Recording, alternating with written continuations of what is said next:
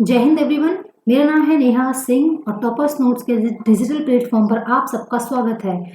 आज जैसा कि आप सब लोग जानते ही हैं, हम कवर कर रहे हैं सेकंड ग्रेड के जीके पेपर फर्स्ट के मॉडल टेस्ट पेपर्स और अब तक ये आपका 6th मॉडल टेस्ट पेपर है और इसमें मैं आपको 100 जो क्वेश्चन है उनके वीडियो सोल्यूशन आपको देने वाली हूँ। डिटेल एक्सप्लेनेशन आपको मिलने वाला है। तो चलिए स्टार्ट करते हैं without getting any more delay. Question number first यहाँ पर क्या कहता है कि राज्य की पहली पैरा खेल अकेडमी किस जिले में स्थापित की जा रही है। ऑप्शन आपके सामने है अजमेर, सीकर, बीकानेर और Jodhpur. Right answer is option number D, Jodhpur. देखिए, पैरा खेल अकेडमी जो जोधपुर में स्थापित की जा रही है उसमें 14.14 करोड़ का इन्वेस्टमेंट जो है किया जा रहा है, खर्च जो है वो किया जा रहा है। इसको सीएम अशोक गहलोत के द्वारा इसको इनॉग्रेट किया गया था और इसमें फोकस किया गया है कि आपको आधुनिक सुविधाएं, मॉडर्न फैसिलिटीज आपको प्रोवाइड करवाई जाएंगी, हाईटेक ट्रेनिंग आपको दी जाएगी और जो पैरा एथलीट हैं, पैरा स्पोर्ट्स हैं, उनके लिए अच्छे अच्छे प्रैक्टिस जो ग्राउंड है, प्रैक्टिस सेट्स हैं, वो सब यहाँ पर प्रिपेयर किए जाएंगे। नेक्स्ट क्वेश्चन देखते हैं। हाल ही में प्रदेश में द मूवी वर्ल्ड नाम से बनी फिल्म सिटी के संबंध में असत्य कथन का चयन कीजिए। आपको बताना है कि द मूवी वर्ल्ड के बारे में इनमें से कौन सा स्टेटमेंट जो है वो गलत है। ऑप्शन नंबर ए, ये फिल्म सिटी जयपुर जिले के बगरू तहसील में स्थित है। ऑप्शन नंबर बी, इस फिल्म सिटी का विस्तार 250 बीघा जमीन पर फैला हुआ है। ऑप्शन नंबर सी, निजी क्षेत्र की इस फिल्म सिटी में 20 सेट बनकर तैयार हो चुके हैं। ऑप्शन नंबर डी, इनमें से कोई नहीं। तो इसका राइट आंसर होगा ऑप्शन नंबर डी, इनमें से कोई नहीं। इसका मतलब कि ये जो तीनों की तीनों पॉइंट दे रखे हैं ये आपके बिल्कुल सही पॉइंट है। ये जयपुर के बगरू तहसील में बनी है, ये 250 बीघा जमीन पर फैली हुई है और इसमें 20 सेट बनकर तैयार हुए हैं। तो इसका राइट आंसर होगा option number D. Next question देखते हैं। नवंबर 2021 में प्रदेश के किन व्यक्तियों को वर्ष 2021 के लिए पद्मश्री पुरस्कार से सम्मानित किया गया है। अर्जुन सिंह शेखावत, लाखा खान, श्याम सुंदर पालीवाल और उपरोक्त सभी। तो इसका राइट आंसर होगा ऑप्शन नंबर डी, उपरोक्त सभी। देखिए, अर्जुन सिंह शेखावत जो है इनको मिला है, जो पुरस्कार मिला है पद्मश्री, वो मिला है इनको, एक सेकेंड, साहित्य के क्षेत्र में इनको पुरस्कार मिला है। जो लाखा खान जी हैं ये एक बहुत ही फेमस सारंगी वादक हैं। क्या है, ये भी आपसे पूछ लिया जा सकता है कि ये किस चीज के लिए इनको जो पद्मश्री है वो मिला है। ये सारंगी वादक है। और जो श्याम सुंदर पालीवाल है, ये पर्यावरण संरक्षण के क्षेत्र में इन्होंने बहुत ही उम्दा कार्य किया है, इसके लिए इनको पद्मश्री पुरस्कार से सम्मानित किया गया है। तो इसका राइट आंसर होगा option number D. Next question देखते हैं।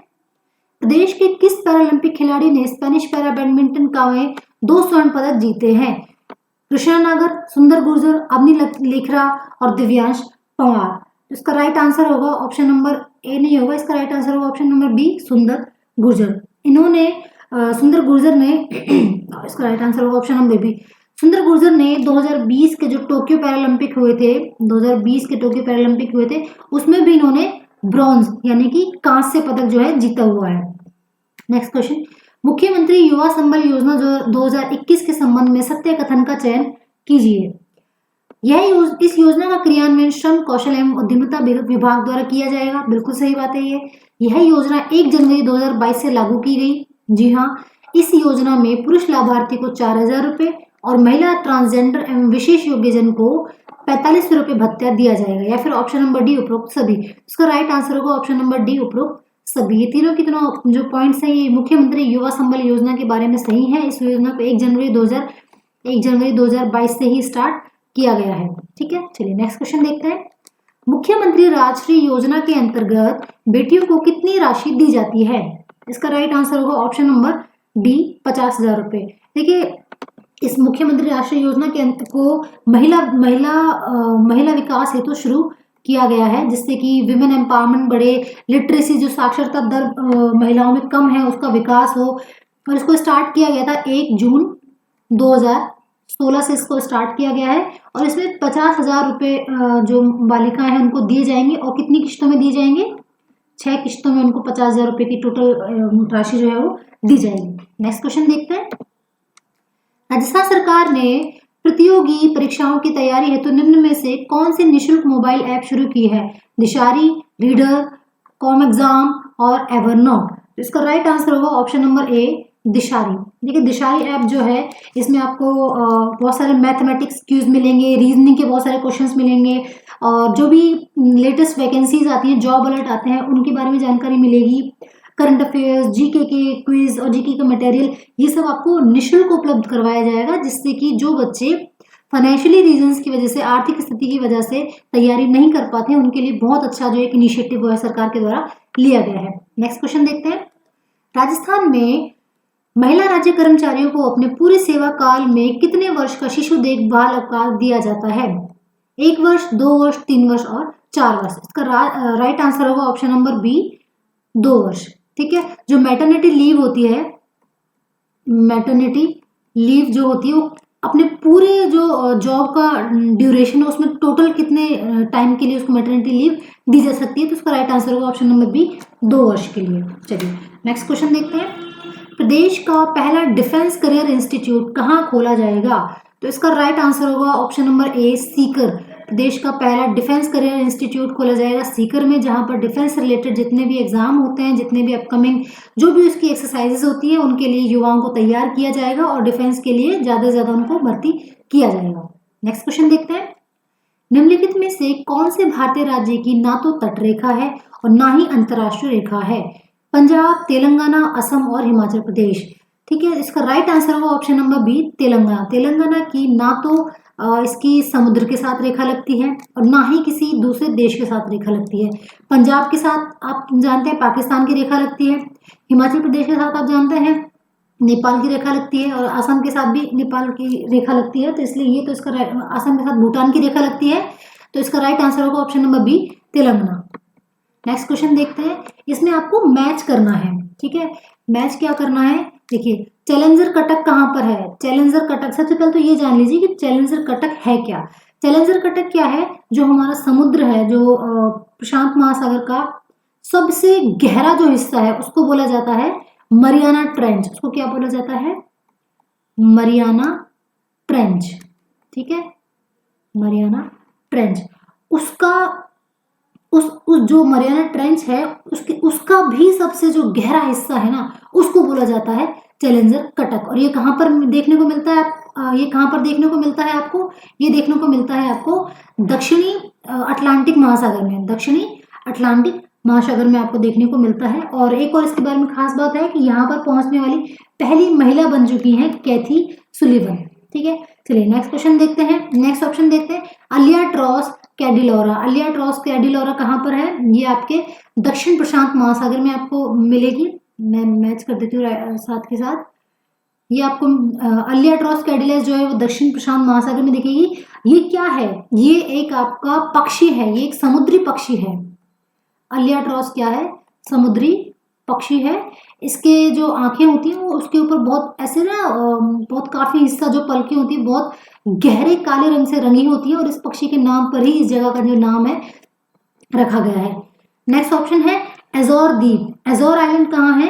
एजोर आइलैंड आपका एजोर आइलैंड पड़ता है आपका उत्तरी अटलांटिक महासागर में और ये पुर्तगाल के अंतर्गत आता है। ये पुर्तगाल के अधीन एक आइलैंड है। फिर आपका आता है क्यूरिल आइलैंड। क्यूरिल आइलैंड आपका पड़ता है उत्तरी प्रशांत महासागर में, नॉर्थ पैसिफिक ओशन में आपका पड़ता है क्यूरिल आइलैंड। और क्यूरिल आइलैंड है कहाँ पर? तो क्यूरिल आइलैंड है जापान में। ठीक है, आई होप ये आपको क्वेश्चन की डिटेल समझ में आई होंगी। नेक्स्ट क्वेश्चन की तरफ चलते हैं। ओके, फिर इसका राइट आंसर तो हमने देखा ही नहीं, राइट आंसर इसका होगा ऑप्शन नंबर बी। चलिए नेक्स्ट क्वेश्चन देखते हैं। निम्न में से कौन सा एक ठंडी पवन का उदाहरण नहीं है? जोंडा, बोरा, ट्रल और पैम्पेरो। इसका राइट आंसर होगा ऑप्शन नंबर ए, जोंडा। जोंडा एक गर्म हवा है।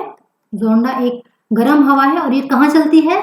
ये आपके अर्जेंटीना में आपको महसूस करने को मिलती है। बाकी की बोरा, पैम्पेरो ये सब क्या है? ये ठंडी हवाएं हैं। नेक्स्ट क्वेश्चन, होकेडो तथा होशु विभाजित होता है। होकेडो तथा होशु किसके द्वारा विभाजित किया जाता है? तो इसका राइट आंसर होगा ऑप्शन नंबर सी, सुगारू जलडमरू। जलडमरू क्या होता है? जो बड़ी एक ऐसी पानी का एक संकरा गलियारा होता है जिसको हम स्ट्रेट बोलते हैं। इसको क्या बोलते हैं? इसको बोला जाता है स्ट्रेट। दर्रा भी दर्रा नहीं बोलेंगे, इसको स्ट्रेट बोला जाएगा और जलडमरू इसको बोलते हैं। तो सबसे पहले तो आपको ये पता होना चाहिए कि ये है कहाँ पर। तो ये आपको देखने को मिलेगा उत्तरी जापान में और ये जापान के जो सागर है जापान सागर को प्रशांत महासागर से जोड़ता है और होशु और होकाइडो आइलैंड को जो है अलग करता है। राइट आंसर है सुगारू जलडंबू। नेक्स्ट क्वेश्चन, निम्नलिखित में से किस पर्वत श्रेणी का जन्म हर्सियन काल में हुआ था? एंडीज पर्वत श्रेणी, अरावली पर्वत श्रेणी, स्कैंडिनेवियन पर्वत श्रेणी और यूराल पर्वत श्रेणी। तो इसका राइट आंसर होगा ऑप्शन नंबर डी, यूराल पर्वत श्रेणी। नेक्स्ट क्वेश्चन देखते हैं। नेक्स्ट क्वेश्चन आपको यहाँ पर दिया हुआ है कि आपको नदी दी हुई है और उसकी सहायक नदी दी हुई है। आपको बताना है कि इनमें से कौन सा सही सुमेलित है, कौन सी नदी की सहायक नदी आपको यहाँ पर सही ऑप्शन दिया हुआ है। आपको देखना है महानदी की हसदो, कृष्णा की प्राणहिता, गोदावरी की मूसी, तापी की उंग। तो इसका राइट आंसर अगेन इसका राइट आंसर बी नहीं होगा, इसका राइट आंसर ए होगा। महानदी की जो सहायक नदी है वो हसदो है। ठीक है, प्राणहिता किसकी सहायक नदी है? प्राणहिता है गोदावरी की सहायक नदी। मूसी किसकी सहायक नदी है? मूसी है कृष्णा की सहायक नदी। मूसी नदी के तट पर ही जो हमारा हैदराबाद सिटी है वो बसा हुआ है। ठीक है, तो इसका राइट आंसर कौन सी नदी सही सुमेलित है? तो है ऑप्शन नंबर ए 1। हसदो किसकी सहायक नदी है? महानदी की। नेक्स्ट क्वेश्चन देखते हैं। दक्षिण पश्चिम से चलने वाले स्थायी पवनों को क्या कहा जाता है? उत्तरी गोलार्ध में पछुआ पवने, दक्षिणी गोलार्ध में व्यापारिक पवने, उत्तरी गोलार्ध में ध्रुवीय पवने और दक्षिणी गोलार्ध में पछुआ पवने। इसका राइट आंसर होगा ऑप्शन नंबर ए, उत्तरी गोलार्ध में पछुआ पवने, जिनको वेस्टर्लीज बोलते हैं ना, वेस्टर्लीज पछुआ पवने। ठीक है, चलिए नेक्स्ट क्वेश्चन। किस अवसर पर गांधी ने यह घोषणा की थी कि भारत में ब्रिटिश राज एक महान देश में नैतिक, भौतिक, सांस्कृतिक और आध्यात्मिक क्षति लेकर आया है? मैं इस शासन को अभिशाप मानता हूं, मैं इस शासन की व्यवस्था को छिन्न भिन्न करने आया हूं, राजद्रोह मेरा धर्म हो गया है। ये किसने कहा था? ये कब कहा था? तो इसका राइट आंसर होगा ऑप्शन नंबर ए, 6 अप्रैल 1930 को दांडी मार्च में। 6 अप्रैल 1930 को दांडी मार्च में गांधी जी ने ये बात कही थी। ठीक है, चलिए नेक्स्ट क्वेश्चन देखते हैं। भारत के संविधान के निम्नलिखित अनुच्छेदों में से किसको डॉक्टर भीमराव अंबेडकर ने संविधान की आत्मा कहा है? अनुच्छेद 16, अनुच्छेद 17, अनुच्छेद 32 और अनुच्छेद 21। तो इसका राइट आंसर होगा ऑप्शन नंबर सी, अनुच्छेद 32। अनुच्छेद 32 जो है ये आपका जो फंडामेंटल राइट्स हैं, आपके मूल अधिकार, उनका संरक्षण करता है। ठीक है, ये आपका संरक्षण करता है, इसीलिए इसको संविधान की आत्मा कहा है। किसने? डॉक्टर भीमराव अंबेडकर ने। इसको कॉन्स्टिट्यूशनल रेमेडी का अधिकार भी कहा जाता है। नेक्स्ट क्वेश्चन देखते हैं। निम्नलिखित में से कौन सा एक सुमेलित नहीं है? ठीक है, यहाँ पर आपको प्रावधान दे रखे हैं और यहाँ पर दे रखा है स्रोत। मौलिक अधिकार कहाँ से लिए हैं? संयुक्त राज्य अमेरिका, ये बिल्कुल सही ऑप्शन है। यूएसए से हमने हमारे फंडामेंटल राइट्स लिए हैं। संसदीय लोकतंत्र, पार्लियामेंट्री सिस्टम हमने कहाँ से लिया है? ब्रिटेन से, बिल्कुल सही है। नीति निर्देशक तत्व, directive principle to the state policy, हमने कहाँ से लिया है? आयरलैंड से लिया है, ये भी बिल्कुल सही है। आपात उपबंध, इमरजेंसी प्रोविजंस, हमने रूस से ना लेकर कहाँ से लिए हैं? जर्मनी से लिए हैं। कहाँ से लिए हैं?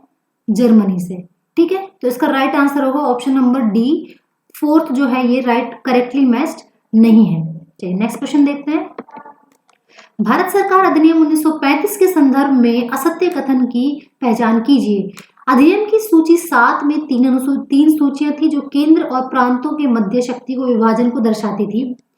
केंद्र में 59 विषय थे, प्रांतीय सूची में 36 विषय थे, अवशिष्ट शक्तियां गवर्नर जनरल में अंतर्निहित की गई थी। तो इसका राइट आंसर होगा ऑप्शन नंबर सी, प्रांतीय सूची में 36 विषय नहीं, 36 नहीं, प्रांतीय सूची में 29 विषय थे।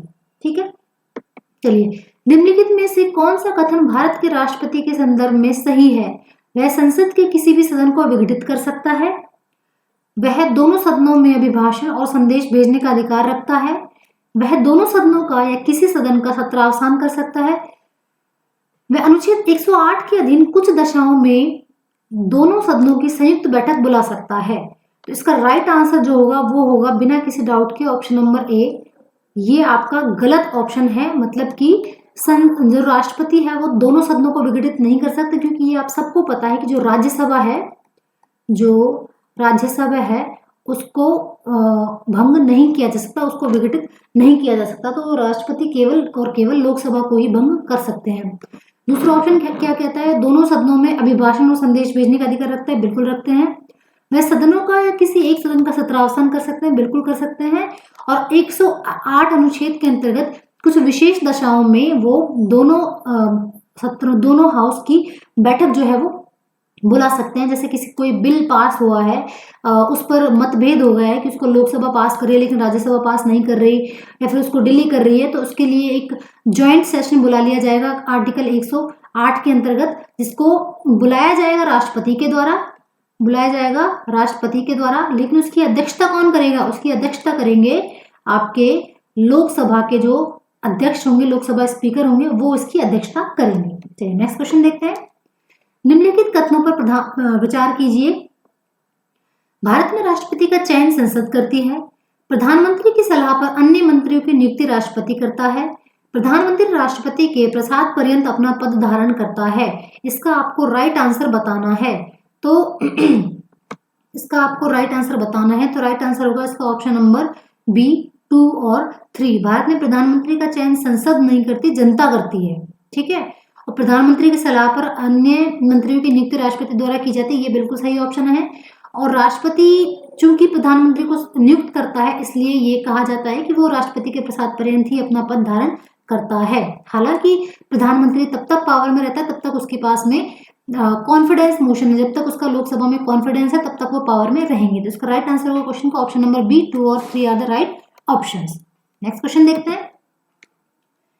निम्नांकित राज्य नीति के निदेशक सिद्धांतों में से कौन सा भारत के संविधान में मूलतः सम्मिलित नहीं था? पुरुष और स्त्री को समान रूप से जीविका के पर्याप्त साधन प्राप्त करने का अधिकार, ग्राम पंचायतों का गठन, उद्योगों के प्रबंधन में कर्मकारों की सहभागिता और कृषि और पशुपालन का संगठन। ठीक है, इसका राइट आंसर होगा ऑप्शन नंबर सी, उद्योगों के प्रबंध में कर्मकारों की सहभागिता। ये सारी चीजें इसमें कॉन्स्टिट्यूशन में बाद में जोड़ी गई हैं। नेक्स्ट क्वेश्चन देखते हैं। भारत के संविधान के निम्नलिखित में से किस अनुच्छेद में वैज्ञानिक दृष्टिकोण शब्द का उल्लेख किया गया है? ऑप्शन नंबर ए, आर्टिकल 51 के का घ, आर्टिकल 51 के द, ऑप्शन सी आर्टिकल 51 का च, और ऑप्शन डी आर्टिकल 51 के जे। राइट आंसर होगा आपका ऑप्शन नंबर डी, 51 का और जे। 51 का जे में आपके वैज्ञानिक दृष्टिकोण, साइंटिफिक एप्टीट्यूड के बारे में जिक्र किया गया है। Next question. भारत के निम्नलिखित प्रधानमंत्रियों में से किस प्रधानमंत्री को कार्यवाहक राष्ट्रपति द्वारा शपथ दिलाई गई थी? इसका राइट आंसर होगा option number B, option B, Morarji Desai को कार्यवाहक राष्ट्रपति के द्वारा शपथ दिलवाई गई थी। निम्नलिखित में से कौन सा सही सुमेलित नहीं है? आपको बताना सही सुमेलित नहीं है। ठीक है, 255 का ग राष्ट्रपति की पूर्व मंजूरी, ये ठीक है। 18(3) राष्ट्रपति की सहमति, 113(3) राष्ट्रपति की सिफारिश और 304 ख राष्ट्रपति की स्वीकृति। तो इसका राइट आंसर होगा ऑप्शन नंबर डी, 304 राष्ट्रपति की स्वीकृति। राष्ट्रपति की स्वीकृति के लिए जो है ये ऑप्शन एप्लीकेबल नहीं होता है। नेक्स्ट क्वेश्चन देखते हैं। अंतरराज्यीय नदियों का जो नदी दूनों या के जल संबंधी विवादों के न्याय संबंधी प्रावधान संविधान के किस अनुच्छेद में सम्मिलित हैं? तो इसका राइट आंसर है ऑप्शन नंबर बी, आर्टिकल 262। जो 262 अनुच्छेद है, ये आपको आपकी संसद को अधिकार देता है। संसद के पास अधिकार होता है कंट्रोल ऑफ वाटर, कि हमारे देश में जितने भी नदियां हैं उनके ऊपर जो नियंत्रण का अधिकार होता है वो किसके पास होता है? संसद के पास होता है। नेक्स्ट क्वेश्चन देखते हैं। कुमारपाल प्रबंध में उल्लेख है कि चित्तौड़ के किले का निर्माण एक मौर्य राजा ने करवाया था। उस राजा का नाम क्या था? उस राजा का नाम था option number A, Chitrangad. Chitrangad राजा ने 700 कुछ ईस्वी में इस चित्तौड़ के किले का निर्माण करवाया था। Next question. 7 अग्नि वेदिकाओं की पंक्ति कहाँ से प्राप्त हुई है? तो इसका राइट आंसर होगा option number D, Kalibangan.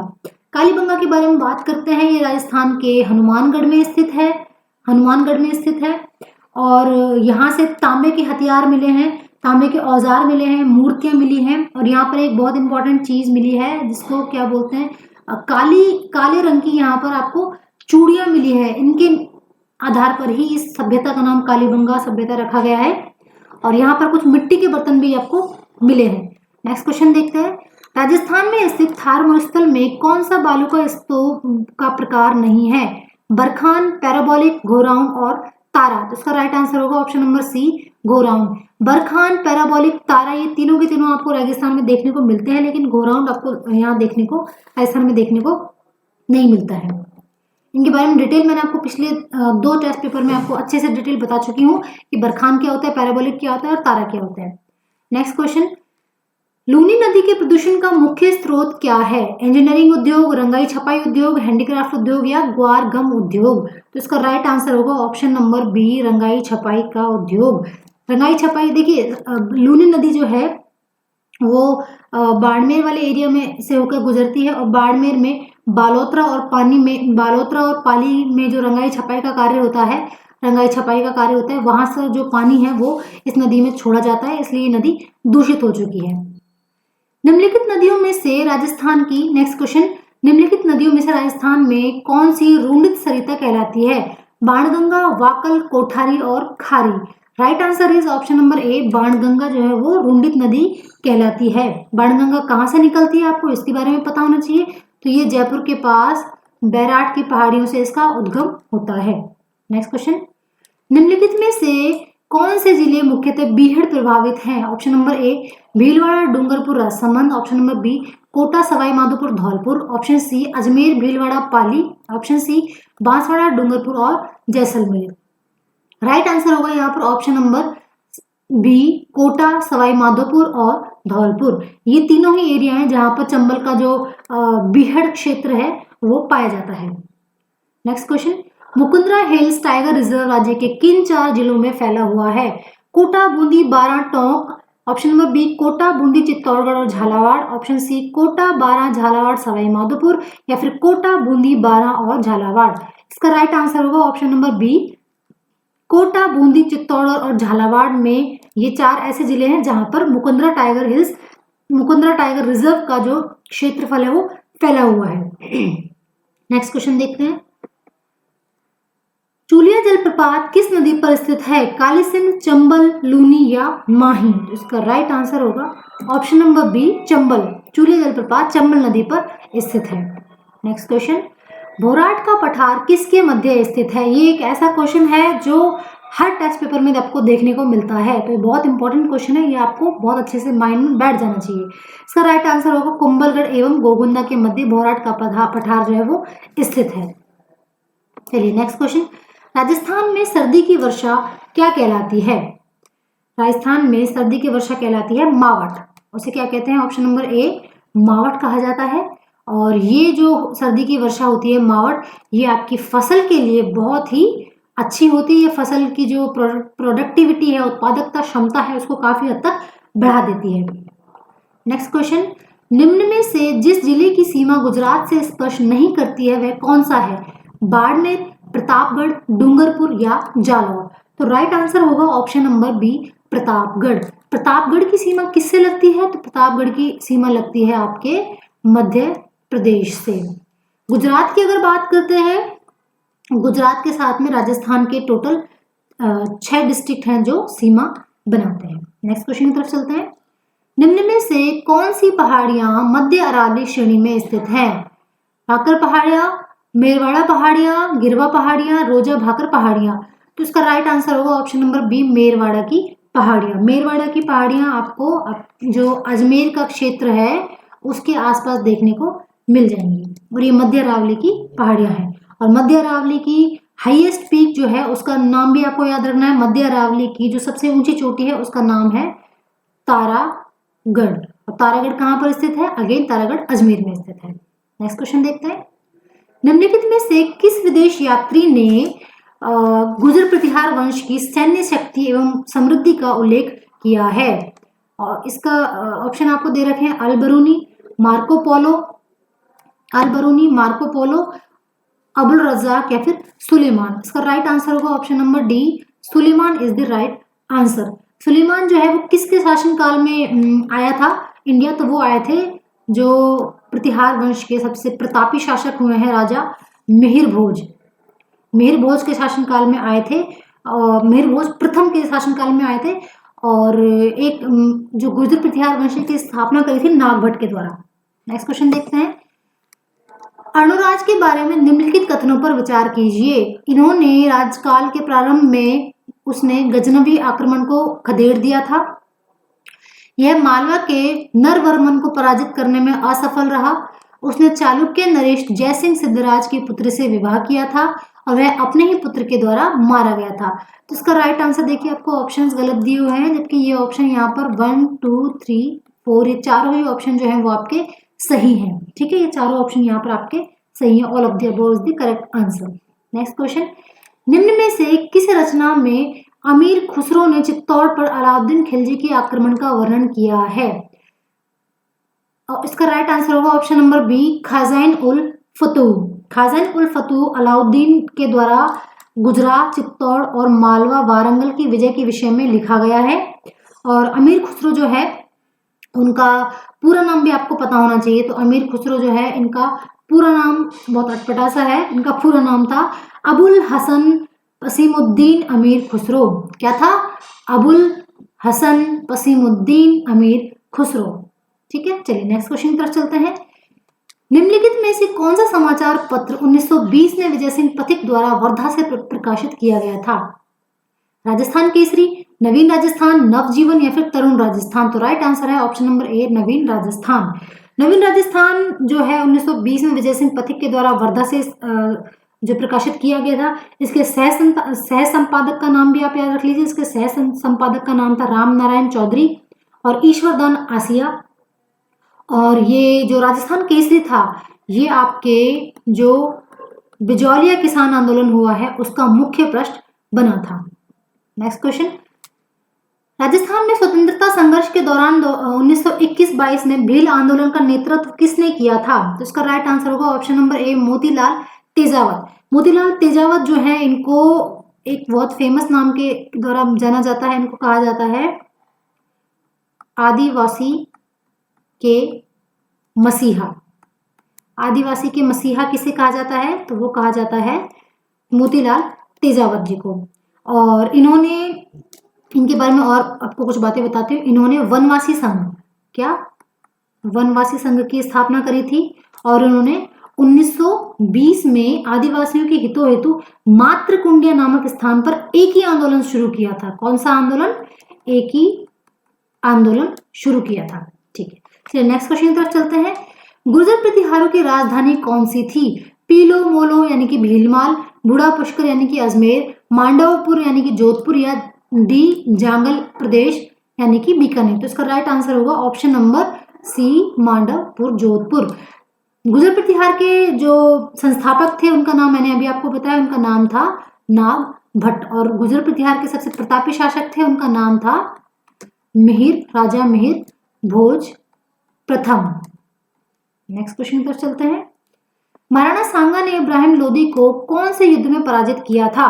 Panipat का युद्ध, खातौली का युद्ध, नागौर का युद्ध या फिर उदयपुर का युद्ध? राइट आंसर होगा आपका ऑप्शन नंबर बी, खातौली का युद्ध। खातौली का युद्ध कब हुआ था ये भी आपको याद रखना है। तो खातौली का युद्ध हुआ था 1517 में और इसमें मेवाड़ की यानी कि राणा सांगा की विजय हुई थी। ठीक है, नेक्स्ट क्वेश्चन, किस सन में अकबर ने मानसिंह को नेक्स्ट क्वेश्चन, किस सन में अकबर ने मानसिंह को 7000 जात व 6000 सवार का मनसब प्रदान किया था? इसका राइट आंसर होगा ऑप्शन नंबर डी, 1605। जो मानसिंह थे वो अकबर की जो पत्नी थी हरखाबाई उनके भाई के पुत्र थे। और ये जो अकबर के 9 रत्न थे उनमें से भी एक थे। और इनको अकबर ने फर्जंद यानी कि बेटा की हुई उपाधि दी थी। नेक्स्ट क्वेश्चन देखते हैं। मेवाड़ प्रजामंडल की स्थापना किसने की थी? मेवाड़ प्रजामंडल की स्थापना किसने की थी? माणिक्यलाल वर्मा, हीरालाल शास्त्री, मगरम वैद? राइट आंसर होगा option number B, Manikyalal Verma. तो माणिक्यलाल वर्मा जो है इन्होंने मेवाड़ प्रजामंडल की स्थापना करी थी। और कब करी थी? तो वो करी थी 24 अप्रैल 1938 को। ठीक है, चलिए नेक्स्ट क्वेश्चन देखते हैं। किस शासक को हशमत वाला राजा कहा जाता है? Option number A Sher Shah Suri, Rao Maldev, Mansingh प्रथम या फिर चंद्रसेन। तो राइट आंसर होगा option number B, Rao Maldev को। राव मालदेव कहाँ के शासक थे? तो राव मालदेव जोधपुर के शासक थे, ठीक है, और बहुत ही ख्याति प्राप्त शासक थे, इसलिए इनको हशमत वाला राजा की उपाधि दी गई थी। Next question. रणथंभौर के शासक हमीर देव द्वारा किस मंगोल नेता को शरण देने पर अलाउद्दीन ने रणथंभौर पर आक्रमण किया था? तैमूर खान, मोहम्मद शाह, खेबू या मोहम्मद खान। इसका राइट आंसर होगा option number B, Mohammad Shah. देखिए अलाउद्दीन खिलजी ने रणथंभौर पर 2 आक्रमण किए थे। एक बार किया था 1299 में, जिसमें अलाउद्दीन हारा था और हमीर देव चौहान जीता था, ठीक है। उसके बाद हमीर देव ने गलती करी, उसको जिंदा छोड़ दिया। उसके बाद अलाउद्दीन खिलजी वापस अटैक करता है 1301 में, और तब रणथंभौर में साका और जौहर किया जाता है। और रणथंभौर सवाई माधोपुर में है। रणथंभौर टाइगर रिजर्व भी है, नेशनल पार्क भी है, और यहाँ पर आपके त्रिनेत्र गणेश जी का मंदिर भी स्थापित किया गया है। Next question. श्रीमती रमा देवी राजस्थान के किस किसान आंदोलन से संबंध रखती हैं? तो रमा देवी संबंध रखती हैं बिजोलिया किसान आंदोलन से। सबसे पहले तो आप ये जान लीजिए कि बिजोलिया है कहाँ। बिजोलिया प्रेजेंट राजस्थान के भीलवाड़ा में स्थित है, और ये सबसे लंबा चलने वाला जो किसान आंदोलन था वो था। ये आपका स्टार्ट हुआ था 1897 से, और कब तक चला था? ये 1941 तक ये चला था। इसका नेतृत्व किया गया था, बिजोलिया किसान आंदोलन का नेतृत्व किया गया था विजय सिंह पथिक के द्वारा। विजय सिंह पथिक के द्वारा इसका नेतृत्व किया गया था, और ये मेवाड़ का किसान आंदोलन था। मेवाड़ में टैक्स वगैरह बढ़ा दिए गए थे, उसके लिए किसानों को एकत्र करके ये आंदोलन शुरू किया गया था। Next question. हरिकेली संस्कृत नाटक के रचयिता कौन थे? अजयराज चौहान, विग्रहराज चौहान, विग्रहराज प्रथम, विग्रहराज चतुर्थ और पृथ्वीराज चौहान। इसका राइट आंसर होगा ऑप्शन नंबर सी, विग्रहराज चतुर्थ, ठीक है। देखिए विग्रहराज चतुर्थ के बारे में अगर हम बात करते हैं तो इन्हें और किस नाम से जाना जाता है? इन्हें जाना जाता है बीसल देव के नाम से भी इन्हें जाना जाता है। इन्होंने अजमेर में एक सरस्वती कंठ भरण विद्यापीठ की स्थापना करी थी, जो एक संस्कृत केंद्र था। उसको कुतुबुद्दीन ऐबक ने तोड़कर अजमेर में 2.5 दिन के झोंपड़े की स्थापना कर दी थी। तो अभी अगर आप जाएंगे तो वहां की दीवारों पर अभी भी संस्कृत श्लोक जो है वो आपको देखने को मिल जाएंगे। नेक्स्ट क्वेश्चन देखते हैं। किस लोक देवता की पत्नी उनके मृत्यु के बाद सती हो गई थी? मल्लिनाथ जी, हडबू जी, तेजा जी और देव जी। उसका राइट आंसर होगा ऑप्शन नंबर सी, तेजा जी। तेजा जी जो थे, देखिए वो ना गौरक्षक थे, गौरक्षक थे, और इनको सर्पों का देवता भी कहा जाता है। इनको सर्पों का देवता भी कहा जाता है, ठीक है। और इनकी घोड़ी का नाम भी कई बार आपसे पूछ लिया जाता है कि तेजा जी की घोड़ी का नाम क्या था। तो इनकी घोड़ी का नाम था लीलन, ठीक है। चलिए नेक्स्ट क्वेश्चन आपको देखते हैं। कोटा के किस शासक के काल को कोटा स्कूल की चित्र शैली का स्वर्णिम काल माना जा सकता है? महाराव शत्रुसाल सिंह प्रथम, महाराव किशोर सिंह, महाराव उम्मेद सिंह प्रथम और महाराव शत्रुसाल सिंह सेकंड। तो महाराव उम्मेद सिंह प्रथम को कोटा के शासनकाल का जो चित्रकला है, चित्र शैली है, उसका स्वर्णिम काल माना जाता है। महाराव उम्मेद सिंह कहाँ के शासक थे? तो ये थे बूंदी के शासक थे, ठीक है। चलिए नेक्स्ट क्वेश्चन देखते हैं। गवरी लोक नृत्य मूलतः किससे संबंधित है? गरासियों से, कालबेलियों से, कंजरों से और भीलों से। तो राइट आंसर होगा ऑप्शन नंबर डी, भीलों से। भील एक जनजाति है जो राजस्थान की सेकंड हाईएस्ट जनजाति है, सेकंड लार्जेस्ट जनजाति है। पहले नंबर पे मीना जनजाति आती है, और जो भील जनजाति है उसमें केवल और केवल पुरुषों द्वारा गवरी नृत्य जो है वो किया जाता है। गवरी नृत्य का एक और उपनाम है जिसे क्या बोलते हैं? राय नृत्य के नाम से भी जानते हैं, ठीक है। और ये पुरुषों के द्वारा किया जाता है, भील जनजाति के द्वारा। चलिए नेक्स्ट क्वेश्चन देखते हैं। आभानेरी तथा राजौरगढ़ के कलात्मक वैभव किस काल के हैं? तो उसका राइट आंसर होगा ऑप्शन नंबर ए, गुर्जर प्रतिहार। इनके बारे में पहले आपको बता चुकी हूँ। चलिए नेक्स्ट क्वेश्चन देखते हैं। किस दुर्ग को गढ़ बीटली के नाम से भी जाना जाता है? तारागढ़ का किला अजमेर, तारागढ़ का किला बूंदी, जालौर का दुर्ग या सिवाना का किला। तो राइट आंसर होगा ऑप्शन नंबर ए, तारागढ़ का किला अजमेर। देखिए तारागढ़ जो है वो अजमेर में है और अजमेर के एक राजा थे, राजा अजयपाल। अजयपाल के द्वारा इस दुर्ग को बनवाया गया था और इसीलिए इस दुर्ग को अजय मेरू दुर्ग के नाम से भी जाना जाता है। मुगल काल के शासक जो शाहजहां थे, उनके एक सामंत थे जिनका नाम था विठल दास गौड़, और उनके नाम पर इस दुर्ग का नाम पड़ गया गढ़बिठली दुर्ग। ठीक है, इनके नाम पर इसका नाम पड़ा था। नेक्स्ट क्वेश्चन, संविधान के किस संशोधन के द्वारा आर्टिकल 164 164 एक के बाद एक नया अनुबंध 1A जोड़ा गया जो मुख्यमंत्री सहित मंत्रियों की अधिकतम संख्या की सीमा निर्धारित करता है?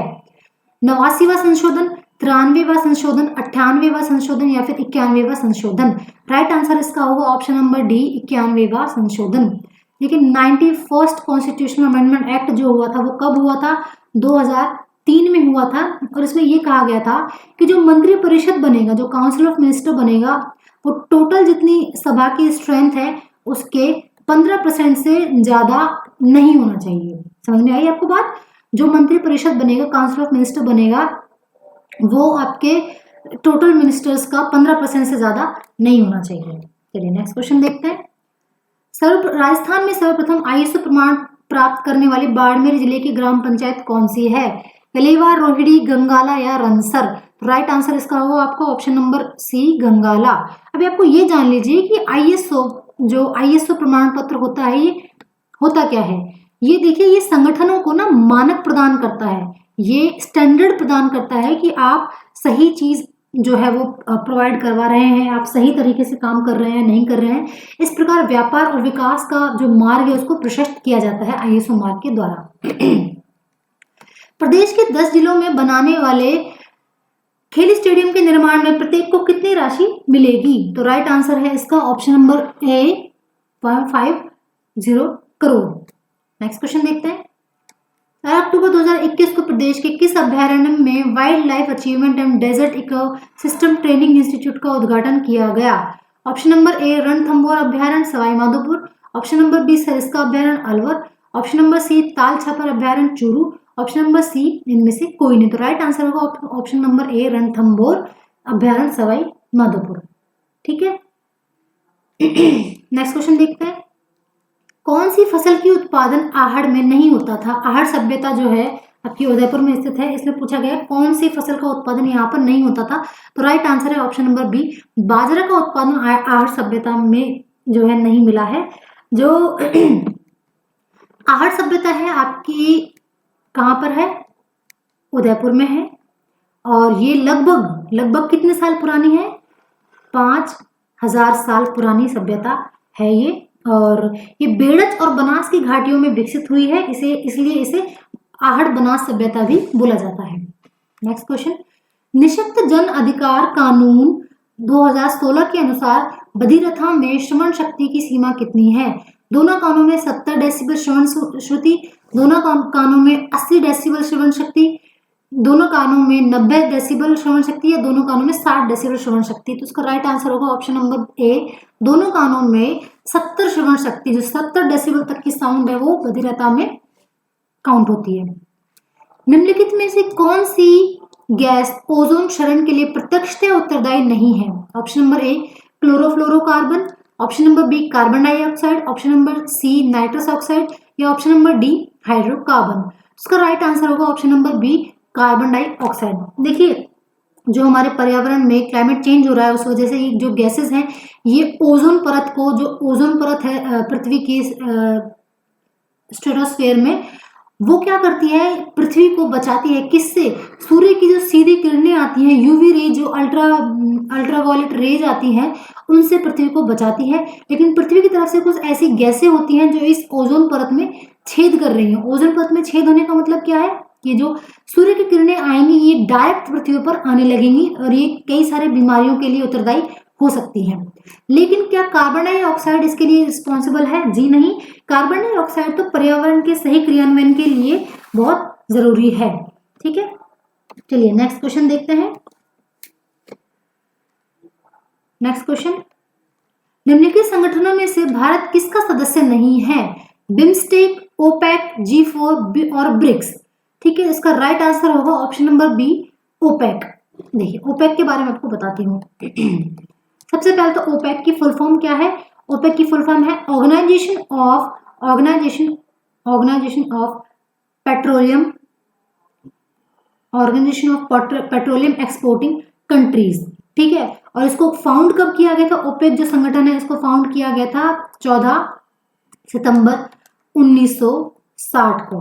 ठीक है, और इसमें टोटल कितनी कंट्रीज हैं? टोटल इसमें 13 कंट्रीज हैं, जिसमें क्या इंडिया इसका पार्ट है ओपेक का? जी नहीं, इंडिया ओपेक का पार्ट नहीं है। नेक्स्ट क्वेश्चन, भारत में राष्ट्रीय खाद्य सुरक्षा अधिनियम 2013 के संदर्भ में निम्न में से कौन सा तथ्य सही नहीं है? इस अधिनियम के अंतर्गत 75% तक ग्रामीण जनसंख्या को अपने में सम्मिलित किया गया है। ऑप्शन नंबर बी, यह अधिनियम 50% तक शहरी जनसंख्या को अपने में सम्मिलित करता है। ऑप्शन सी, यह अधिनियम कुल जनसंख्या के 2/3 के करीब अपने में सम्मिलित करता है। या ऑप्शन डी, यह अधिनियम 40% तक शहरी जनसंख्या को अपने में सम्मिलित करता है। राइट आंसर होगा ऑप्शन नंबर डी, ये 40 नहीं 50% शहरी जनसंख्या को अपने में सम्मिलित करता है। नेक्स्ट क्वेश्चन, ग्रीन पीस संगठन की स्थापना किस वर्ष में हुई?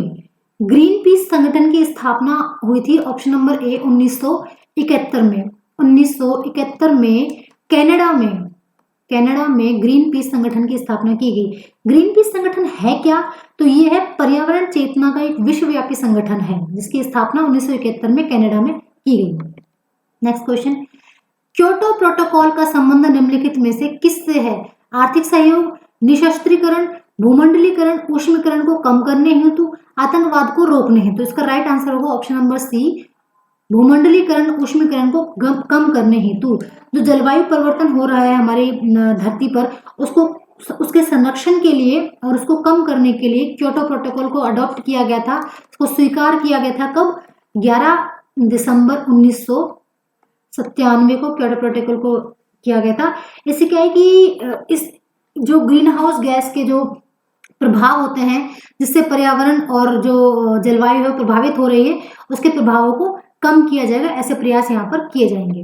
नेक्स्ट क्वेश्चन, 2003 में किस देश में रोज रिवॉल्यूशन यानी कि गुलाबी क्रांति हुई थी? बेलारूस, यूक्रेन, जॉर्जिया या फिर रूस। इसका राइट आंसर होगा ऑप्शन नंबर सी, जॉर्जिया। जो गुलाबी क्रांति हुई थी, ये हुई थी आपकी 2003 में। ठीक है, नवंबर 2003 में हुई थी, और ये एक अहिंसक आंदोलन था। इसमें किसी प्रकार की हिंसा नहीं अपनाई गई थी, ये एक अहिंसक आंदोलन था। और ये जो जॉर्जिया में उस वक्त राजनीतिक उथल पुथल चल रही थी, उसके चलते ये आंदोलन जो है शुरू किया गया था। नेक्स्ट क्वेश्चन देखते हैं, शीत युद्ध में गठबंधन विश्व में अच्छे प्रभाव नहीं लाए, ये बात कही नेहरू ने। इन्होंने इस भाषण में नेहरू किस गठबंधन की ओर इशारा कर रहे थे? विदेशी आर्थिक गठबंधन, सैनिक गठबंधन, परमाणु गठबंधन और सांस्कृतिक गठबंधन। राइट आंसर होगा ऑप्शन नंबर बी, सैनिक गठबंधन। देखिए, सैनिक गठबंधन के प्रति जो हमारे पहले प्रधानमंत्री थे पंडित जवाहरलाल नेहरू, उनका कुछ ज़्यादा पॉजिटिव जो एप्टीट्यूड है वो नहीं था। वो नहीं चाहते थे कि सैन्य शक्ति भारत की वो काफ़ी हद तक बढ़े, क्योंकि भारत एक शांति प्रिय देश के रूप में उभर रहा था। और उनका कहना था कि यदि हम एक तरफ कहते हैं कि हम शांति चाहते हैं, विश्व शांति चाहते हैं, और दूसरी तरफ अगर हम सेना रख रहे हैं, तो ये कहीं ना कहीं हमारे ही बातों में कॉन्ट्रडिक्शन जो है वो क्रिएट कर रहा है। इसलिए वो सैन्य शक्ति के थोड़ा सा खिलाफ थे। नेक्स्ट क्वेश्चन देखते हैं, ऑपरेशन फ्लड का संबंध किससे है? पीली क्रांति, हरित क्रांति, नीली क्रांति या श्वेत क्रांति। तो इसका राइट आंसर होगा ऑप्शन नंबर डी, श्वेत क्रांति। देखिए, श्वेत क्रांति के बारे में आपको बताती हूँ। 13 जनवरी 1970, ठीक है, 13 जनवरी 1970 से ऑपरेशन फ्लड की शुरुआत की गई थी। और ये विश्व का सबसे बड़ा डेयरी विकास प्रोग्राम था। विश्व का सबसे बड़ा डेयरी विकास प्रोग्राम था, इसको श्वेत क्रांति कहा गया था। और भारत में जो दूध की कमी आ रही थी, डेयरी प्रोडक्ट्स की कमी आ रही थी, उनको कंपनसेट करने के लिए, उनको पूरा करने के लिए ऑपरेशन फ्लड जो है वो स्टार्ट किया गया था। कब किया गया था? 13 जनवरी 1970 को।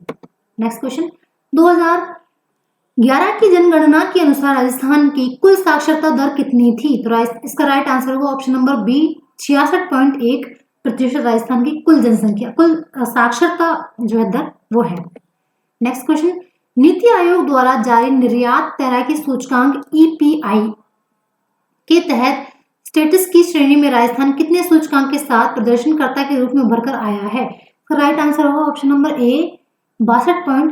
62.55 is the correct answer. Next question, Rajasthan के उद्यान कृषि विभाग ने जहां कृषि पारिस्थितिकी एवं अंतर्राष्ट्रीय पुष्प अनुसंधान केंद्र विकसित करने की योजना बनाई है, वो जगह कौन सी है? माउंट आबू, जोबनेर, पुष्कर या जयपुर? तो राइट आंसर है ऑप्शन नंबर ए माउंट आबू। ठीक है, चलिए नेक्स्ट क्वेश्चन देखते हैं। इनमें आपको मैच करना है, मैच द फॉलोइंग करना है, इनमें से कौन सा सही ऑप्शन है, कौन सा सही ऑप्शन नहीं है। आपको एक तरफ लेखक दे रखे हैं और एक तरफ इनकी पुस्तकें दे रखी हैं। जगदीश भगवती जी ने कौन सी पुस्तक लिखी है? जगदीश भगवती जी ने लिखी है in defence of. In defence of जो पुस्तक है वो किसके द्वारा लिखी गई है? जगदीश भगवती जी के द्वारा लिखी गई है। जोसेफ स्टिग्लिट्ज के द्वारा कौन सी पुस्तक लिखी गई है? तो उन्होंने लिखी है मेकिंग ग्लोबलाइजेशन। जोसेफ स्टिग्लिट्ज के द्वारा लिखी गई पुस्तक का नाम है मेकिंग ग्लोबलाइजेशन। उल्रिक ब्रेक के द्वारा लिखी गई है what is globalization. And Milton Friedman के द्वारा लिखी गई है कैपिटलिज्म एंड फ्रीडम। ठीक है, चलिए ये आपका राइट आंसर हो जाएगा option number B. Next question देखते हैं। निम्न में से किस कारण से सकल राष्ट्रीय उत्पादन हमेशा विशुद्ध राष्ट्रीय उत्पादन से अधिक रहता है? विदेशों से प्राप्त आय, पूंजी उपभोक्ता भत्ता, अप्रत्यक्ष कर या प्रत्यक्ष कर? तो इसका राइट आंसर होगा ऑप्शन नंबर बी पूंजी उपभोक्ता भत्ता। जो कैपिटल कंजप्शन होता है उसके द्वारा जो सकल राष्ट्रीय उत्पाद है हमेशा विशुद्ध राष्ट्रीय उत्पाद से अधिक ही रहता है। नेक्स्ट क्वेश्चन, 2019 की एस तेंदुलकर की रिपोर्ट के अनुसार 2004-05 में जनसंख्या का कितना प्रतिशत भाग गरीबी रेखा के नीचे रहा था? ये जो एस तेंदुलकर की रिपोर्ट आई थी उसमें 2004 और 5 के आंकड़े आपसे पूछे गए हैं, तो इसका राइट आंसर होगा ऑप्शन नंबर सी 37% का डेटा जो है 37% का जो आंकड़ा है वो गरीबी रेखा से नीचे था। कब? 2004 और 5 में। नेक्स्ट क्वेश्चन, किस वर्ष राजस्थान में गुरु गोवलंकर जन भागीदारी विकास योजना शुरू की गई थी? इसका राइट आंसर होगा सीधे सीधे आपको पता, राइट आंसर ऑप्शन नंबर ए 2014 में इस योजना को स्टार्ट किया गया था। नेक्स्ट क्वेश्चन, जब एक ही विषय के विकास का अध्ययन अधिक समयावधि तक किया जाता है तो इस अध्ययन को क्या कहा जाता है? अनुप्रस्थ काठ अध्ययन, जीवंत वृत्तांत अध्ययन, अनुधैर्य अध्ययन या सर्वे अध्ययन? तो इसका राइट आंसर होगा ऑप्शन नंबर सी अनुधैर्य अध्ययन। अनुधैर्य अध्ययन क्या होता है कि अनुधैर्य अध्ययन एक रिसर्च की रणनीति है। किसकी रणनीति है? रिसर्च, जो शोध होते हैं ना, शोध, उनकी एक रणनीति है क्या? अनुधैर्य अध्ययन। और ये 3 प्रकार का होता है। ये आपको याद रखना है कि अनुधैर्य अध्ययन कितने प्रकार का होता है? 3 प्रकार का होता है। कौन कौन सा? पैनल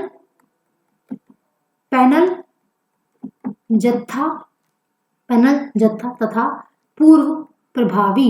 पैनल जत्था तथा पूर्व प्रभावी। ठीक है, चलिए नेक्स्ट क्वेश्चन देखते हैं। व्यक्तित्व का अंतर्मुखता तथा बहिर्मुखता का वर्गीकरण किसने किया था? नेक्स्ट क्वेश्चन, सृजनात्मकता मुख्य रूप से संबंधित किससे होती है? अनुकरण, अभिसारी चिंतन, लिंग और अपसारी चिंतन। तो सृजनात्मकता किससे संबंधित होती है? इसका राइट आंसर है ऑप्शन नंबर डी अपसारी चिंतन। अपसारी चिंतन क्या होता है कि किसी एक विषय वस्तु के बारे में मल्टीपल तरीकों से सोचना। जैसे कि आपको एक कोई प्रॉब्लम है, ठीक है, इसको आपको सॉल्व करना है, तो इसको आपको वेरियस तरीके ढूंढने पड़ेंगे कि आपको इस तरीके से भी इसको सॉल्व कर सकते हो, इस तरीके से भी, इस तरीके से भी और इस तरीके से भी। जब आप अपसारी चिंतन को फॉलो करते हो तो आपको बहुत सारे वेरियस डायमेंशंस मिलते हैं और इससे आपकी सृजनात्मकता जो है वो काफी हद तक बढ़ती है। अभी इसी के साथ साथ एक और होता है अभिसारी चिंतन। कहाँ पर? ये दे रखा, देखो अभिसारी चिंतन। अभिसारी चिंतन क्या होता है? किसी विषय वस्तु के प्रति श्रेष्ठ विचार कि भाई ये प्रॉब्लम है, इसके लिए सबसे बेस्ट ऑप्शन, बेस्ट सॉल्यूशन कौन सा होगा उसको चूज करना क्या कहलाता है आपका? वो कहलाता है अभिसारी चिंतन। ठीक है, और बहुत सारे तरीकों को चूज करना कहलाता है अपसारी चिंतन। आई होप आपको ये क्लियर होगा। नेक्स्ट क्वेश्चन देखते हैं। निम्न में से कौन सी रक्षात्मक युक्ति नहीं है? डिफेंस मैकेनिज्म इनमें से कौन सा नहीं है?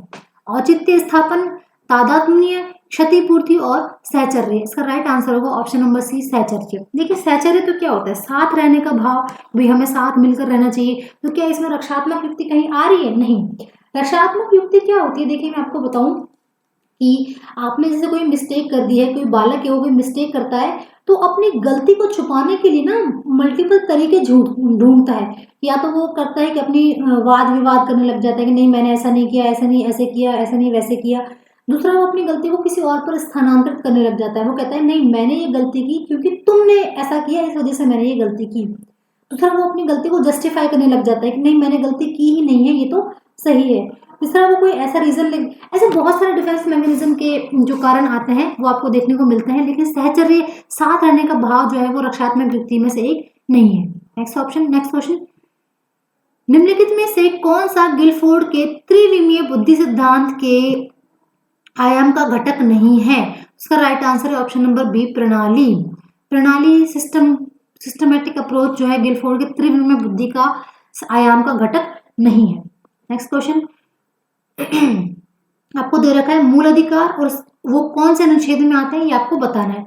कारखानों में बालकों के नियोजन का प्रतिबंध, या ये कौन से आर्टिकल में है? आपके संविधान के आर्टिकल 24 में ये दिया हुआ है। अंतःकरण की स्वतंत्रता दी हुई है आर्टिकल 25 में 25 में। बलात्श्रम का प्रतिषेध, बच्चों का जो चाइल्ड लेबर है उसको प्रोहिबिट किया गया है आर्टिकल 23 के द्वारा।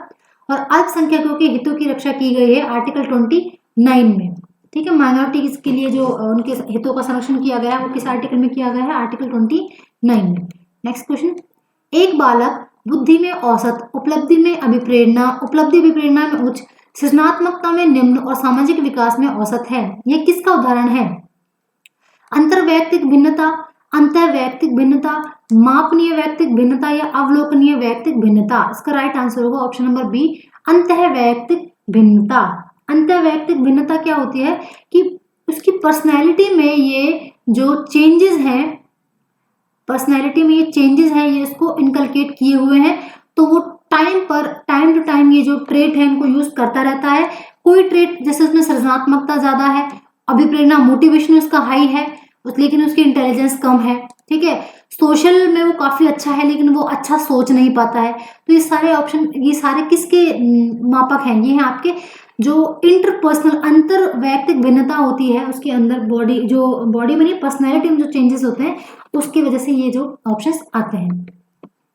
बालक के विकास के संदर्भ में निम्नलिखित में से कौन सा कथन सत्य है? विकास केवल आनुवंशिक का परिणाम होता है? नहीं, ये सही नहीं है। विकास सतत प्रक्रिया नहीं है, विकास सतत प्रक्रिया है। विकास की गति बालक और बालिकाओं में एक समान होती है? नहीं। विकास सामान्य से कृशिष्ट की ओर अग्रसर होता है, तो इसका राइट आंसर होगा ऑप्शन नंबर डी, विकास सामान्य से कृशिष्ट की तरफ होता है। विकास पहले नॉर्मल होता है फिर वो कृशिष्ट की तरफ जाता है।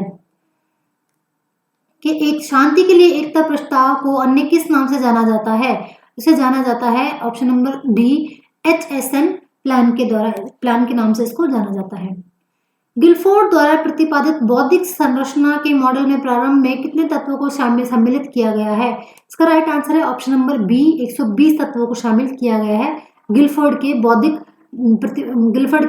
बौद्धिक संरचना के मॉडल में। सम्मान और प्रतिष्ठा व्यक्ति के लिए अभिप्रेरणा की तरह कार्य करते हैं। ये अभिप्रेरक निम्न में से किस श्रेणी से संबंधित है?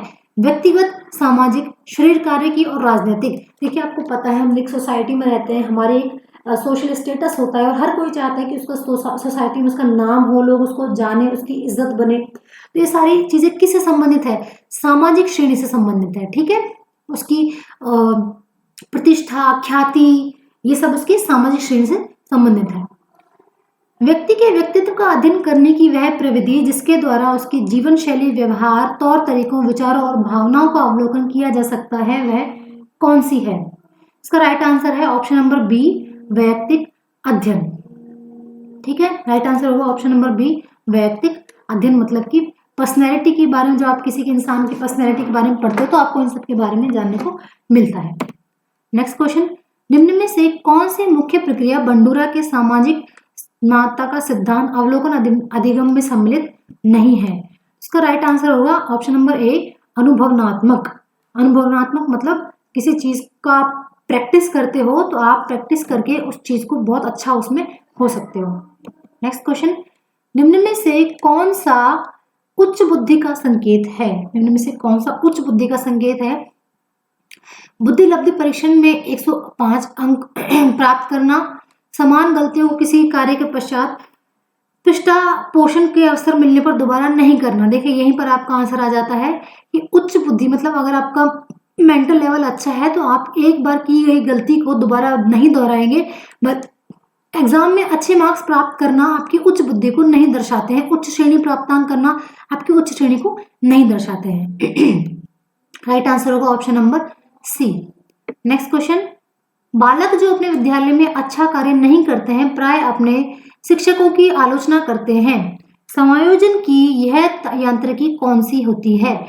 क्षतिपूर्ति, शोधन, औचित्य स्थापन या प्रक्षेपण? तो इसका राइट आंसर होगा ऑप्शन नंबर डी, प्रक्षेपण। मैंने आपको बताया था प्रक्षेपण। प्रक्षेपण का मतलब क्या होता है कि अपनी गलती को ट्रांसफर करना। कई बार क्या होता है कि कुछ बच्चे होते हैं वो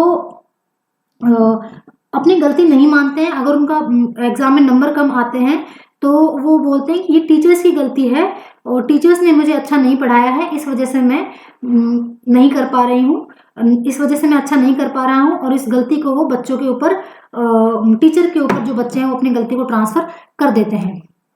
नेक्स्ट क्वेश्चन, शेल्डन ने सभी मनुष्यों के शारीरिक आयामों को गोलकाय और लंबकाय श्रेणी में विभक्त किया है। व्यक्तित्व का ये सिद्धांत कौन सा सिद्धांत है? तो इस सिद्धांत का नाम है ऑप्शन नंबर ए, प्रारूप का सिद्धांत।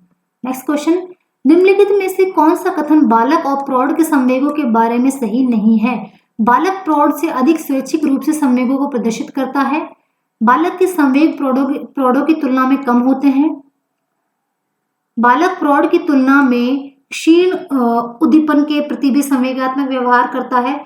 प्रौढ़ के संवेग बालक की तुलना में जल्दी परिवर्तित होते हैं। नहीं, ये ऑप्शन गलत है। आपको पता है बच्चों के मूड स्विंग्स बहुत ज्यादा होते हैं। छोटा बच्चा है, 2 मिनट पहले रो रहा होगा, थोड़ी देर बाद में वो खुश हो जाएगा, खेलने लग जाएगा, वापस किसी से गुस्सा हो जाएगा, वो फिर खेलने लग जाएगा। तो ये ऑप्शन आपका सही नहीं है। Option number D is the correct answer. Next question, दृष्टिबाधित विद्यार्थियों की शिक्षा के लिए क्या आवश्यक नहीं है? कागज पर ब्रेल सामग्री, गणित पढ़ाने के लिए अबेकस, श्रव्य कैसेट और छोटे अक्षरों में छपी किताबें। तो जो दृष्टिबाधित विद्यार्थी होते हैं उनके लिए छोटे अक्षरों में छपी किताबें होती हैं, उनका कोई काम नहीं होता है। नेक्स्ट क्वेश्चन, निम्न में से कौन सा एक विशिष्ट अधिगम अक्षमता का उदाहरण है? ऑप्शन नंबर ए, मानसिक मंदता, बी, डिसलेक्सिया, सी, स्वैलीनता और डी, ADHD। ठीक है, राइट आंसर होगा इसका option number B, dyslexia. Dyslexia के बारे में मैंने आपको पहले भी एक मॉडल टेस्ट पेपर में बताया है कि इसमें क्या है कि बच्चों को पढ़ने में परेशानी होती है। जैसे ये कुछ अक्षर होते हैं, बी लिखा हो तो उसको डी पढ़ते हैं, डब्ल्यू को एम पढ़ते हैं। ठीक है, इस तरह से उसको पढ़ने में प्रॉब्लम होती है और ये प्रॉब्लम कही जाती है डिसलेक्सिया के नाम से जानी जाती है। श्रवण बाधित बालकों की पहचान निम्न में से कौन सी तकनीक के द्वारा की जाती है? मनोवैज्ञानिक परीक्षण, विकास मापनी, बालक की केस स्टडी और इलेक्ट्रोएन्सीफेलोग्राम। तो राइट आंसर होगा ऑप्शन नंबर ए। 1, 2 और 3 आर द करेक्ट आंसर। जो चौथा ऑप्शन है ये आपका इसमें इंक्लूड नहीं होगा, तो राइट आंसर होगा ऑप्शन नंबर ए। नेक्स्ट क्वेश्चन, अधिगम निर्योग्यता शब्द का सर्वप्रथम किसने प्रयोग किया है? उसका अधिगम निर्योग्यता का मतलब कि लर्निंग डिसेबिलिटी का प्रयोग सर्वप्रथम किया है सैमुएल किर्क ने। मानसिक रूप से सचेत हुए बिना भी अपमानसिक रूप से सचेत हुए बिना भी जटिल व्यवहार संपन्न कर पाता है, क्योंकि आप बहुत चतुर हैं, आप उच्च मानसिक योग्यता वाले हैं, आपने अपरिपक्वता प्राप्त कर ली है या फिर आपने आदत बना ली है। आदत अगर आप बना लेते हैं किसी भी चीज के लिए तो आप किसी सिचुएशन, पर्टिकुलर सिचुएशन के आने पर डिस्टर्ब जो है वो नहीं होते हैं। नेक्स्ट ऑप्शन देखते हैं।